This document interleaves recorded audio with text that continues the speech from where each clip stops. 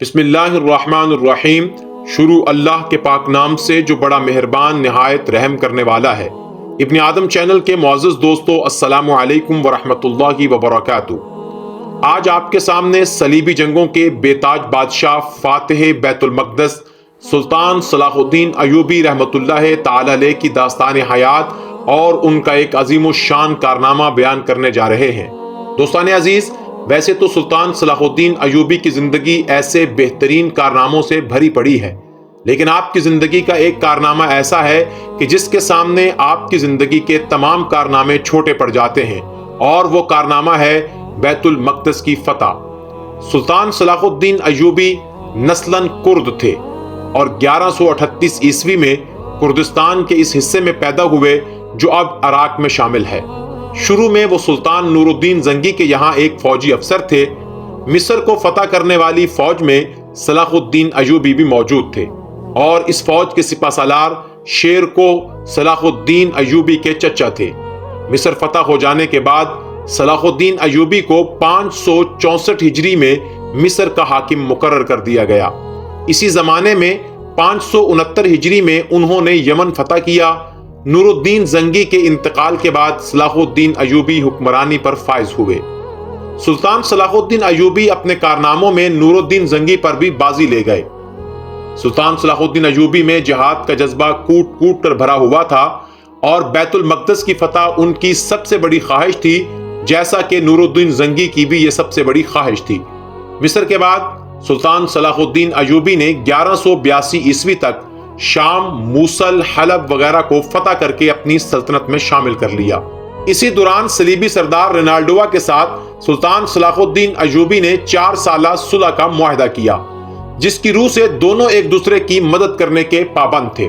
صلیبی بدستور اپنی اشتعال انگیزیوں میں مصروف تھے اور مسلمانوں کے قافلوں کو برابر لوٹ رہے تھے۔ سلطان صلاح الدین ایوبی کی زیر قیادت شام و مصر کی افواج سور کے ناکام محاصرے کے بعد 20 ستمبر 1187 کو بیت المقدس پہنچ چکی تھی۔ سلطان صلاح الدین ایوبی اور بیلیسن کے درمیان مذاکرات شروع ہوئے۔ سلطان صلاح الدین بغیر خون خرابے کے شہر حاصل کرنا چاہتے تھے، لیکن شہر کے مسیحیوں نے بغیر لڑے شہر چھوڑنے سے انکار کر دیا اور دھمکی دی کہ وہ پرامن طور پر شہر دشمن کے حوالے کرنے کے بجائے اسے تباہ کرنے اور خود مر جانے کو ترجیح دیں گے۔ مذاکرات میں ناکامی پر سلطان صلاح الدین نے شہر کا محاصرہ کر لیا۔ صلاح الدین کی افواج برج داؤد اور باب دمشق کے سامنے کھڑی ہو گئی۔ تیر اندازوں نے حملے کا آغاز کیا اور منجنیکوں سے شہر پر سنگ باری کی گئی۔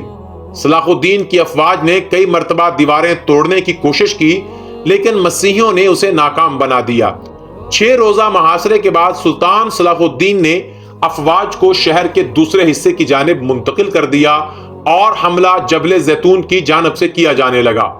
29 ستمبر کو مسلم افواج شہر کی فصیل کا ایک حصہ گرانے میں کامیاب ہو گئیں، تاہم وہ فوری طور پر شہر میں داخل نہ ہوئیں، بلکہ آہستہ آہستہ دشمن کی عسکری قوت کو نقصان پہنچاتی رہیں۔ 1186 عیسوی میں مسیحیوں کے ایک حملے میں رینالڈ نے یہ جسارت کی کہ بہت سے دیگر مسیحی امراء کے ساتھ مدینہ منورہ پر حملہ کی غرض سے حجاز مقدس پر حملہ آور ہوا۔ سلطان صلاح الدین ایوبی نے ان کی سرگرمیوں کی روک تھام کے لیے اقدامات کیے اور فوراً رینالڈ کا تعاقب کرتے ہوئے حطین میں اسے جا لیا۔ سلطان صلاح الدین ایوبی نے یہیں دشمن کے لشکر پر ایک ایسا آتش گیر مادہ ڈلوایا جس سے زمین پر آگ بھڑک اٹھی۔ چنانچہ اس آتشی ماحول میں 1187 کو حطین کے مقام پر خوفناک ترین جنگ کا آغاز ہوا، جس کے نتیجے میں 30,000 مسیحی ہلاک ہوئے اور اتنے ہی قیدی بنا لیے گئے۔ رینالڈ گرفتار ہوا۔ سلطان نے اپنے ہاتھ سے اس کا سر قلم کر دیا۔ رینالڈ، جس کے ساتھ سلطان صلاح الدین ایوبی 4 سالہ صلح کا معاہدہ کر چکے تھے، لیکن بار بار معاہدے کو توڑنے اور خاص کر نبی کریم صلی اللہ علیہ وسلم کی شان اقدس میں گستاخی کرنے کی وجہ سے سلطان صلاح الدین ایوبی اس کو اور اس کے لشکر کو سخت ترین سزا دینے کا ارادہ رکھتے تھے۔ اس طرح حطین کی جنگ بپا ہوئی اور عیسائیوں کو بہت زیادہ نقصان اٹھانا پڑا۔ اس جنگ کے بعد اسلامی افواج مسیحی علاقوں پر پھیل گئیں، اور حطین کی فتح کے بعد سلطان صلاح الدین ایوبی نے بیت المقدس کی طرف رخ کیا۔ 1 ہفتہ تک خونریز جنگ کے بعد مسیحیوں نے ہتھیار ڈال دیے اور رحم کی درخواست کی۔ بیت المقدس پورے 88 سال بعد دوبارہ مسلمانوں کے قبضہ میں آیا اور تمام فلسطین سے مسیحی حکومت کا خاتمہ ہو گیا۔ سلطان صلاح الدین ایوبی نے بیت المقدس میں داخل ہو کر وہ مظالم نہیں کیے جو اس شہر پر قبضے کے وقت مسیحی افواج نے کیے تھے۔ صلاح الدین ایک مثالی فاتح کی حیثیت سے بیت المقدس میں داخل ہوا۔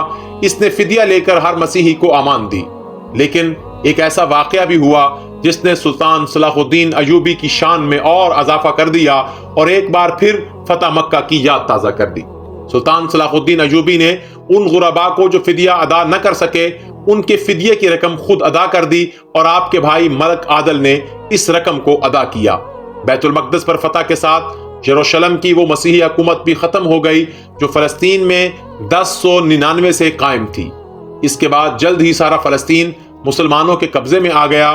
بیت المقدس پر تقریباً 761 سال مسلسل مسلمانوں کی حکومت رہی، تاہم 1948 میں امریکہ، برطانیہ، فرانس کی سازش سے فلسطین کے علاقے میں یہودی سلطنت قائم کی گئی اور بیت المقدس کا نصف حصہ یہودیوں کے قبضے میں چلا گیا۔